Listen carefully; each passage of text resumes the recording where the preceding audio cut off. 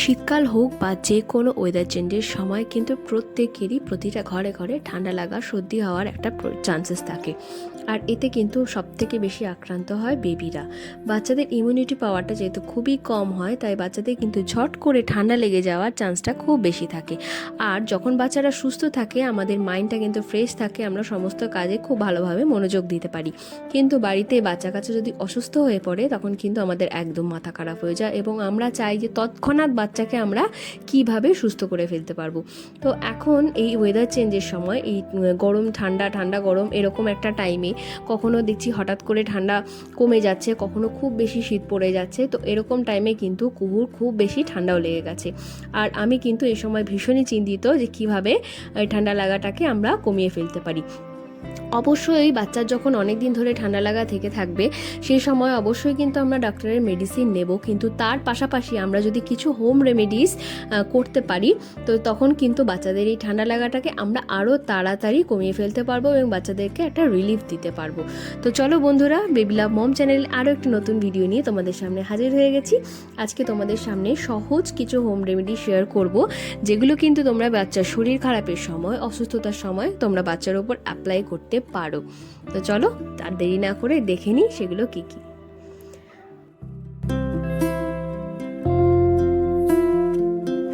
প্রথম যে রেসিপিটি আমি তোমাদের সাথে শেয়ার করব বা রেমেডিটি শেয়ার করব সেটাকে তোমরা বলতে পারো গোল্ডেন মিল্ক বা ইয়েলো মিল্ক, যে কোনো নামে তোমরা ডাকতে পারো। তো সেটার জন্য নিয়ে নিতে হবে গরুর দুধ, অবশ্যই এখানে গরুর দুধই নেব আমরা। আর এখানে নিয়ে নিয়েছি আমি এখানে কাঁচা হলুদের একটা টুকরো, মোটামুটি 1/2 ইঞ্চি মতন একটা টুকরো নিয়ে নিয়েছি। দুধটাকে প্রথমে খুব ভালোভাবে ফুটিয়ে নেব এবং যখনই দেখব যে প্রথম ফুটটা আসবে সেই সময় হলুদটাকে ভালো করে যে খোসাটা আছে সেটাকে ছাড়িয়ে নেব এবং ছাড়িয়ে থেতো করে নেব একটুখানি। আর তারপরে দুধটার মধ্যে দিয়ে ভালোভাবে ফুটিয়ে নিতে হবে যতক্ষণ না দেখবো আমরা দুধের কালারটা এখানে চেঞ্জ হয়ে যাচ্ছে। ব্যাস, আর কিছু করার নেই। এখানে যদি তোমরা চাও অল্প একটুখানি 1 চিমটে পরিমাণে গোলমরিচের গুঁড়ো অ্যাড করতে পারো, বাট নাও করতে পারো। এটাই কিন্তু অনেকটাই কাজ করবে তোমাদের বেবির শরীরে। যে মিউকাসগুলো থাকে, এটা যখন তোমরা রাত্রেবেলা শোয়ার টাইমে বাচ্চাকে খাওয়াবে এই হলুদ দুধটা, তখন দেখবে যে শরীরটা যে গরম হবে, যখন কম্বলের মধ্যে থাকবে, বডির যে তাপটা থাকবে, এতে শরীরের যে ব্যাকটেরিয়াটা রয়েছে বা মিউকাস রয়েছে যাই থাকুক, সেটা দেখবে পরের দিন সকালবেলায় পটির সাথে খুব ভালোভাবে কিন্তু বেরিয়ে যাবে। বেশ কিছুক্ষণ ফোটানোর পরে এখানে কিন্তু কালারটা দেখতে পাচ্ছ কতটা চেঞ্জ হয়ে গেছে। একবার ক্লোজলি তোমাদেরকে আমি দেখিয়ে দিচ্ছি। বাস এই কালারটাই কিন্তু আমাদের দরকার। একদম খুব ভালোভাবে ফুটিয়ে নিয়েছি। এবারে শুধু একটুখানি ঠান্ডা হয়ে যাওয়ার অপেক্ষা, মানে উষ্ণ উষ্ণ গরম থাকবে, যে গরমটা তোমার বেবি নিতে পারবে সেরকম গরম থাকাকালীন কিন্তু এটা তোমার বাচ্চাকে খাইয়ে দাও আর তারপরে জাস্ট ঘুম পাড়িয়ে দাও। ভীষণই রিলিফে ঘুমাবে। গলায় যদি কোনো ব্যথা থেকে থাকে, গলায় কফ জমে থাকে, সেটা থেকেও কিন্তু খুব সহজেই রিলিফ পেয়ে যাবে।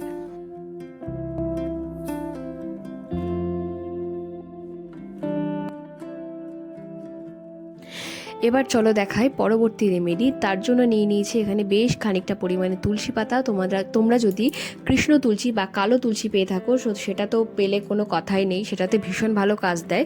আর না পেয়ে থাকলে এই তুলসী দিয়েও তোমরা করতে পারো এই রেমেডিটা। তো তুলসী পাতার পরিমাণটা আর একটু বেশি হলেও ভালো হতো, তো আমি আর পাইনি এর থেকে বেশি। আর সেই জন্য এইটুকু তুলসী পাতা নিয়ে কিন্তু এবার এটাকে ভালো করে ধুয়ে এর ভেতর থেকে রসটা তোমাদেরকে বার করে ফেলতে হবে। সর্দি কাশি কমাতে কিন্তু তুলসী পাতা ভীষণই গুরুত্বপূর্ণ একটা ভূমিকা পেশ করে, তো এটাও কিন্তু আমরা সবাই জেনে থাকি। আর তুলসী পাতাটা যখন তোমরা তোমাদের বাচ্চাদেরকে খাওয়াবে অবশ্যই কিন্তু সকালবেলার দিকে খাওয়ানোর চেষ্টা করবে। সকালবেলায় কিন্তু বেশি ভালো কাজ হয়, গলাটা খুব রিলিফ দেয়, মানে গলার ভেতরে যে কফটা জমে থাকে সেটা কিন্তু খুব রিলিফ দেয়। আর দেখো কতটা, মানে এইটুকু তুলসী পাতা থেকে কিন্তু বেশ অনেকটা পরিমাণে জুস বেরিয়েছে। তো তুলসী পাতার পরিমাণটা আরও একটু বেশি থাকলে আরও ভালো হবে। তো এইটুকুও এনাফ, তোমাদেরকে আরও একবার দেখিয়ে দিচ্ছি। তো দেখো তুলসী পাতাটার মধ্যে এখানে আমি একটুখানি পরিমাণে মধু অ্যাড করেছি। তো মধুর কোয়ালিটি যদি ভালো হয় তো তাহলে তো কোনো কথাই নেই। মধু কিন্তু কফ গলিয়ে কফটাকে পটির সাহায্যে বের করে দিতে, ব্যাকটেরিয়া মারতে ভীষণই ভালো কাজ করে। তো দেখো কতটা পরিমাণে হয়েছে, এটা কিন্তু আমার বেবির জন্য একদম এনাফ কোয়ান্টিটি। তোমরা চাইলে কিন্তু আরেকটু বাড়াতেও পারো, সেটা আমি বললামই। তবে বয়স বুঝে অবশ্যই মধু দেবে। অতিরিক্ত মধু কিন্তু শরীরকে বেশি গরম করে ফেলবে, এতে কিন্তু স্কিনে জ্বালা করতে পারে, বাচ্চাদের পেট গরমও হয়ে যেতে পারে। আর ব্যাস, তারপরে এটা তোমাদের বেবিকে খাইয়ে দাও।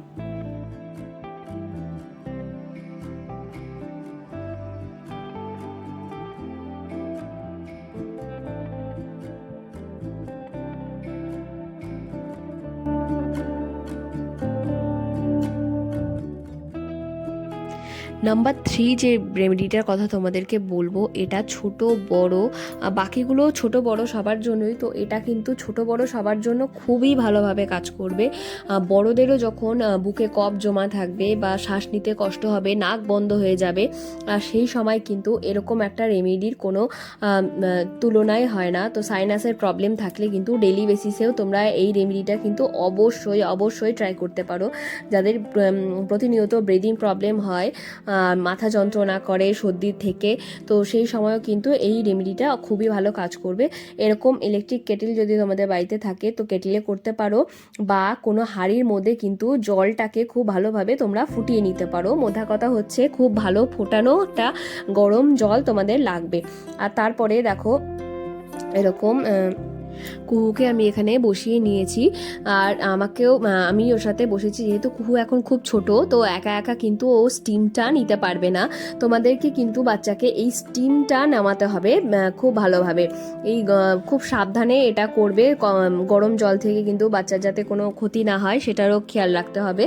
আর এই চাদর দিয়ে খুব ভালোভাবে কভার করে নিয়ে যতটা স্টিম তোমার বেবি নিতে পারে, একটু কষ্ট হবে ঠিকই, কিন্তু জোর করে যদি একটু স্টিমটা নেওয়াতে পারো, এটা কিন্তু ভীষণ ভালো কাজ করে কফটাকে ইনস্ট্যান্ট গলিয়ে ফেলতে।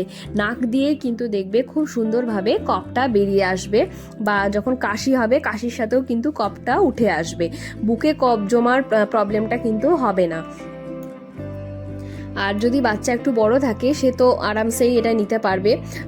হাঁড়িতে যদি জল গরম করে থাকো তো হাঁড়ির জলটাকেও কিন্তু খুব ভালোভাবে ফুটিয়ে নিতে হবে, খুব ভালো স্টিম বেরোয় এরকম অবস্থায় কিন্তু রাখতে হবে। জল হালকা গরম রয়েছে, হালকা স্টিম সেরকম না, একটু ভালোভাবে জলটাকে ফুটিয়ে নেওয়ার চেষ্টা করব। এই রেমেডিগুলোর মাধ্যমে তোমরা আমাদের বেবিকে খুব তাড়াতাড়ি সুস্থ করে ফেলতে পারবে। তো দেখা হচ্ছে অন্য কোনো নতুন ভিডিও নিয়ে। আজকের এই রেমেডিগুলো তোমাদের কেমন লেগেছে অবশ্যই কমেন্ট সেকশনে জানিও, আর আজকের ভিডিওটি ভালো লাগলে অবশ্যই লাইক শেয়ার কমেন্ট করো, আর চ্যানেলটিকে ভালো লাগলে অবশ্যই কিন্তু সাবস্ক্রাইব করে দিও। টাটা।